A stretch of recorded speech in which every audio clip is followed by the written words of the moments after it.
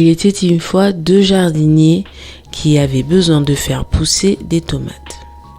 Le premier jardinier semait ses graines à la va-vite, sans protection, en plein soleil bien sûr, pour favoriser la pousse, mais était très impatient.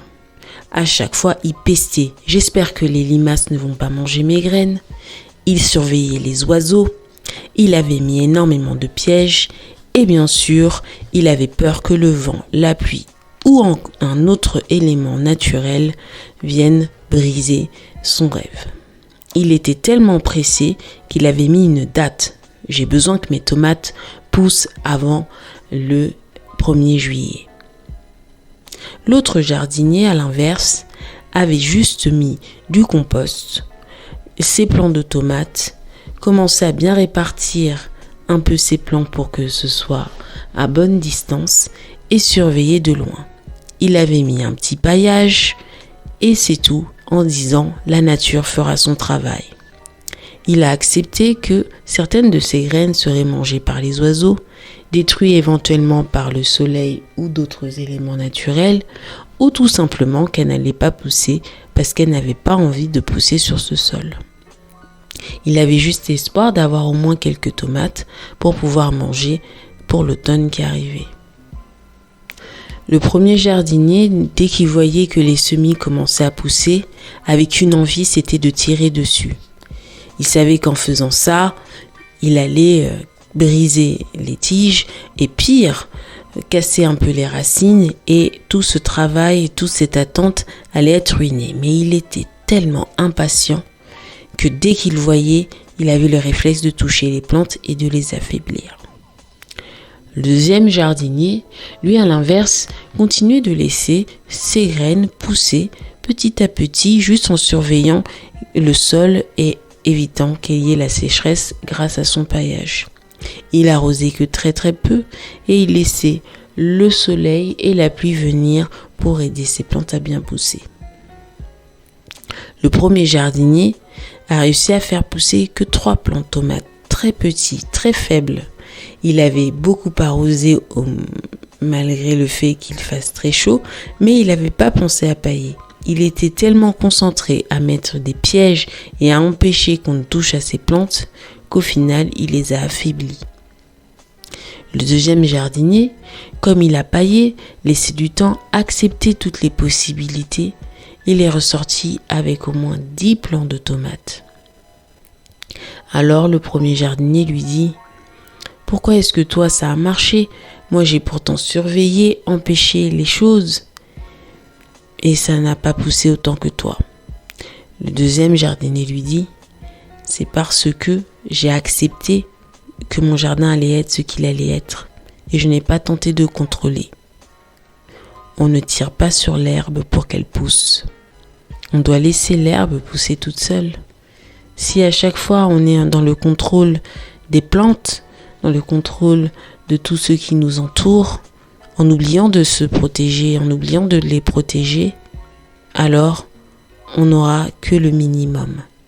Alors que dès qu'on accepte toutes les possibilités, même les pires, il y aura toujours un espoir que la plante se renforce et apprenne. Et donc, elle se démultiplie. Et bien sûr, elle devient beaucoup plus abondante. J'espère que cela t'aura servi de leçon pour faire pousser plus de tomates pour l'année prochaine. Le jardinier 1 se met alors à regarder sa méthodologie. Effectivement, il était très dans le contrôle, très dans le tout de suite. Il fallait que tout sorte pour qu'il puisse s'en sortir, pour qu'il puisse avec ses tomates les vendre, se faire de l'argent et avec cet argent payer d'autres choses. Sauf qu'il n'a pas pensé que ce n'est pas lui qui décide si ses tomates poussent ou pas malgré ses protections. C'est au-dessus de lui, c'est plus fort. Le deuxième jardinier, lui, avait compris ça depuis le début.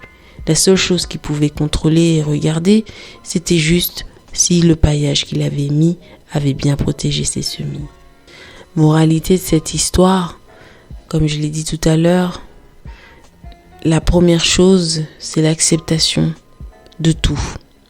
Accepter le bon, le mauvais, la saisonnabilité et la temporalité de chaque chose.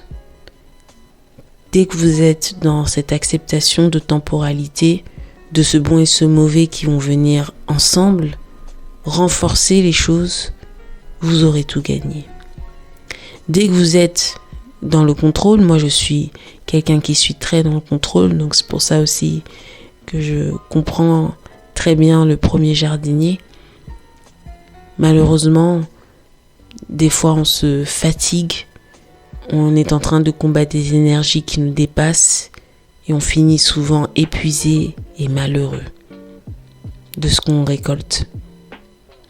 Parce qu'on a oublié certains paramètres, parce qu'on ne fait pas confiance en la temporalité, parce qu'on ne vise un futur qui dans notre tête est certain, mais qui dans le concret est incertain. Donc c'est pour ça que cette histoire est un rappel qu'il faut impérativement accepter la temporalité de la vie. Et c'est très difficile. Surtout quand on est pressé, quand on se compare les uns les autres, quand on veut avancer dans ses objectifs et qu'on a l'impression de tourner en rond. C'est le plus dur.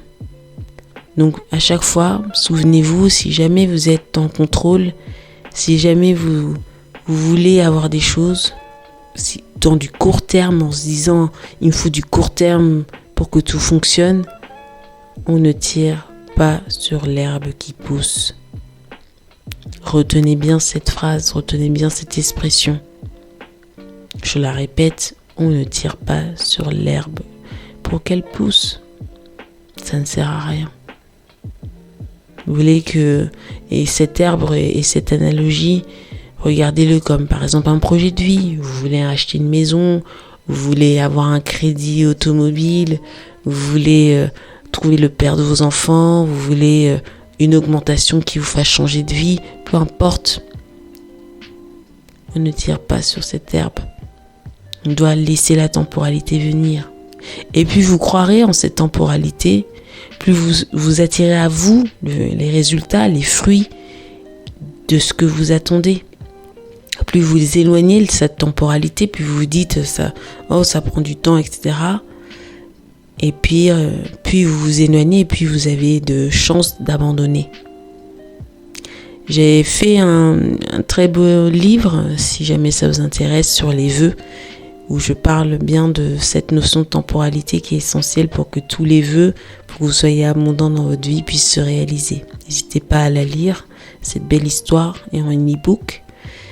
Et puis sur ce, si jamais vous avez vous-même des remarques sur comment réaliser vos vœux, des histoires, n'hésitez pas à les mettre dans les commentaires, ça me fera plaisir de les lire. Sur ce, je vous dis à très bientôt pour un nouveau contenu. Merci pour avoir écouté cette belle histoire. Ciao, ciao.